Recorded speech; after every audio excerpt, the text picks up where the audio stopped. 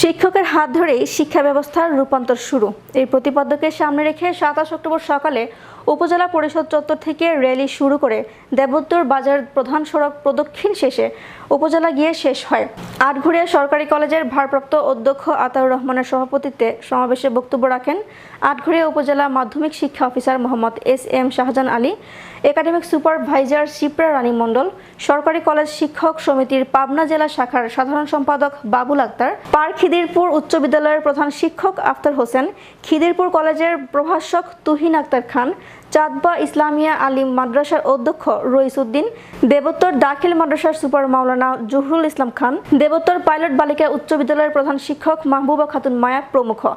সমাবেশটি পরিচালনায় ছিলেন বিএলকে উচ্চ বিদ্যালয়ের সহকারী প্রধান শিক্ষক আবুল কালাম আজাদ। উক্ত সমাবেশে উপজেলার স্কুল কলেজ মাদ্রাসার অধ্যক্ষ, সুপার, প্রধান শিক্ষক ও শিক্ষক শিক্ষিকাবৃন্দ উপস্থিত ছিলেন।